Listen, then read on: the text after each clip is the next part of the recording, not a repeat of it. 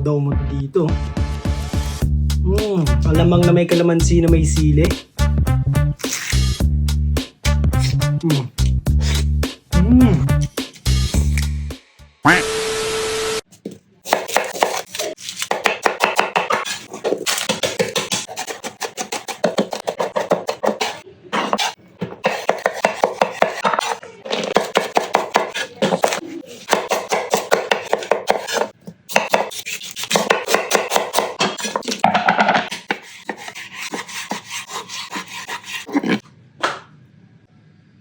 Simulan na ang pagluluto! Tika, dito sa kabila, salang din tayo. Baboy. Yan, pwede na to. Sibuyas, bawang, kamatis. Lagyan natin ng mantika. Use oil yan, mga ka-otnis.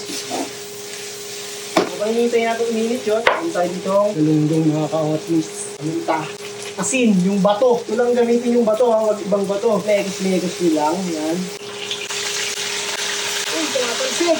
Silugin natin yung kamatis. Lagyan natin ng alamang, isang kutsara at kalahati. Baka umalat eh. Paminta, kamote. Halo-halo ang pakbet. Guys, comment nga kayo kung pati kayo naglalagay ng kamote sa pakbet. Lagyan nyo ng tubig, 1 cup or 2 cup. Diba? Kuntsaan lang. Asukal, pampabalance. Check natin ito mga ka-otnis.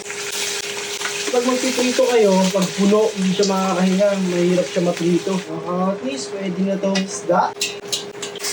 Pag malapit na yung kalabasa, pwede na ito. Lagyan natin siling panigang. Set aside natin. Baan natin dito. Salang tayong panibago. Lagyan natin mantika, sibuyas.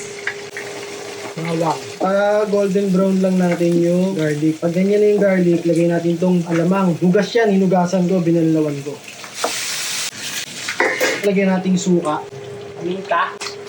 Lagyan natin asukal. Maganda sana dito, ilalagay nyo pulang asukal. Eh wala tayong pula, brown na lang. Pwede na to mga ka-otnis. Sarap na ito.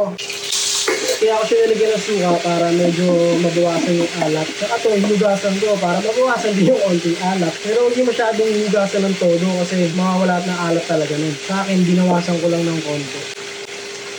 Pagawa tayong sausawan na ito mga ka-otnis. Kalamansi mga ka-otnis. Sili. Pwede na ito. Sarap na ito, crispy. Last batch. Okay na to. Kalamansi sili. Lalagyan nyo natin lang alamang. Sausawan sa isda. Isang yan.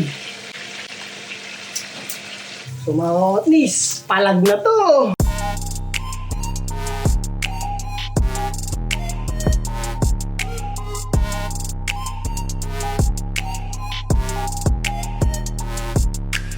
Sticky man na! Pakbet mga ka-otnis. Pabi, sandok! GG mga ka-otnis. Daw mo to dito. Alamang na may kalamansi na may sili. Bisa ano mga ka-otnis.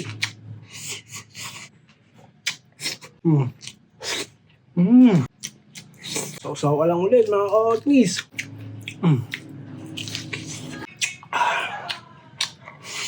Subukan nyo to mga ka-otnis. Palag to.